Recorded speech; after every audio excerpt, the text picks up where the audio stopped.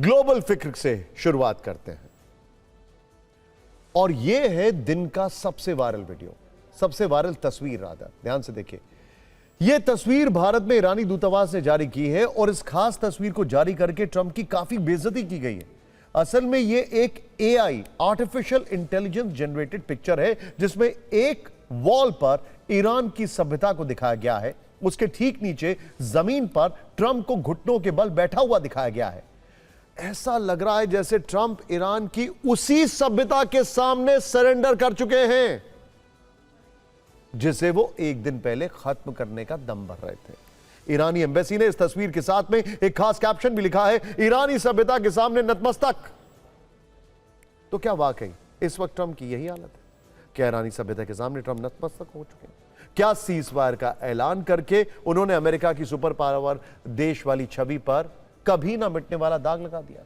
यहां पर 2 हफ्ते का सीजफायर की टाइमिंग भी काफी महत्वपूर्ण है। आपको जानकारी होगी और आपको हैरानी भी होगी कि अमेरिका ईरान में यह युद्ध विराम भी अयतुल्ला अली खमनेई के 40वें पर हुआ। इस युद्ध का पहला दिन था 28 फरवरी, जब अमेरिका और इजराइल ने मिलकर ईरान पर बमबारी शुरू की थी। पहले ही दिन ईरान के सुप्रीम लीडर के मारे जाने की खबर आई थी और आज उनकी मौत के बाद यह 40वां दिन है। मुस्लिम धर्म में किसी की मौत पर यह मान्यता है कि 40 दिनों में उस आत्मा की यात्रा पूरी होती है, इसीलिए 40वां मनाया जाता है। खमनेई की मौत के बाद ईरान में 40 दिन का मातम मनाने की घोषणा भी इसी नजरिए से की गई थी। आज उसका आखिरी दिन है और ठीक 40वें दिन पर अमेरिका के साथ ईरान के युद्ध विराम की खबर आई। मेरा आप सबसे एक सवाल है, अलग अलग सोशल मीडिया हैंडल, ट्विटर यानी एक्स, फेसबुक, यूट्यूब, इंस्टाग्राम के जो TV9 भारतवर्ष के हैंडल्स हैं उनको फॉलो करें। आप उनको तुरंत फॉलो करें और मुझे बताएं, क्या ईरान और अमेरिका में सीजफायर टिक पाएगा? क्या ईरान और अमेरिका में सीजफायर टिक पाएगा, हां या ना? यह मेरा आपसे सवाल है, इसका जवाब दें और मैं आपके नाम लेके आपका जवाब दूंगा, सबको बताऊंगा, लेकिन अपना नाम जरूर लिखें। यहां पर एक सवाल यह है कि अमेरिका ईरान में आखिर यह युद्ध विराम कैसे संभव हो पाया? डेडलाइन पूरी होने से ठीक 90 मिनट पहले ट्रंप ने सीजफायर की घोषणा क्यों कर दी?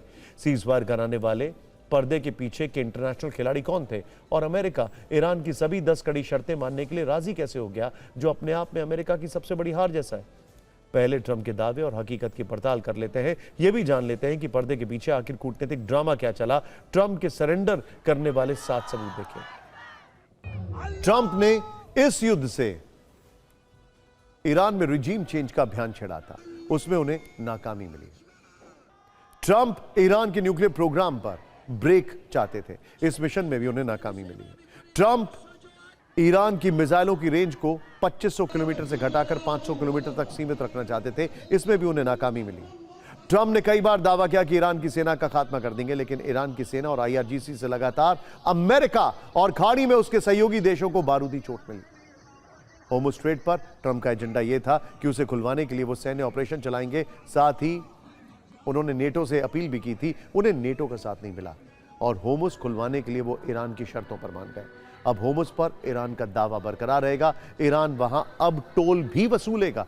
ट्रंप बार बार कहते थे कि खर्ग द्वीप पर जब चाहे कब्जा कर लेंगे, लेकिन खर्ग द्वीप आज भी ईरान के पास ही है और ईरान में विद्रोह का अमेरिकी प्लान भी फेल हो गया। तो क्या यही कारण है कि तेहरान में ईरानी जनता से लेकर बगदाद में ईरानी समर्थक, मिलिशिया तक इसे अमेरिका पर बड़ी जीत मान रहे हैं? क्या इसीलिए सुपर पावर के सरेंडर वाली लाइन ईरान के लोग हर वैश्विक मंच पर बार बार दोहरा रहे हैं? ईरान के जीत वाले इन दावों के बीच ट्रंप भारी मुसीबत में घिर चुके हैं। अपने देश में भी उनका बड़ा विरोध हो चुका है, काफी विरोध चल रहा है। उनके खिलाफ अमेरिका में महाभियोग लाए जाने की बातें चल पड़ी हैं। ये सब इसलिए हो रहा है क्योंकि ट्रंप इस पूरे युद्ध में दावे कुछ और करते थे, जबकि सच्चाई कुछ और थी। जैसे ट्रंप ने दावा किया कि ईरान की सभ्यता का अंत कर देंगे, जबकि सीजफायर के बाद अमेरिका की सुप्रीमेसी ही अब खतरे में है। ट्रंप ने दावा किया था कि ईरान में सत्ता परिवर्तन कर देंगे, जबकि अब अमेरिका में ही ट्रंप की सरकार पर सवालिया निशान है। ट्रंप दावा करते थे कि ईरान में पूरी सत्ता बदल चुकी है, जबकि ट्रंप ने सीजफायर करके खुद ईरानी शासन के सामने घुटने टेक दिए हैं।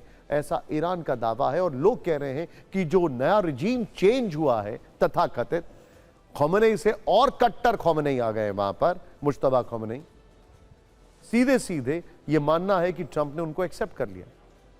ट्रंप दावा करते थे कि ईरान में कुछ क्रांतिकारी हो सकता है, लेकिन सच्चाई यह है कि उन्हें डेडलाइन पूरा होने से पहले ही युद्ध विराम का ऐलान करना पड़ा है। ट्रंप ने कल ही दावा किया था कि ईरान पर अमेरिका का एक्शन मानव इतिहास में सबसे अहम पल होगा, जबकि सीजफायर के बाद यह अमेरिकी इतिहास का सबसे शर्मनाक पल बन चुका है।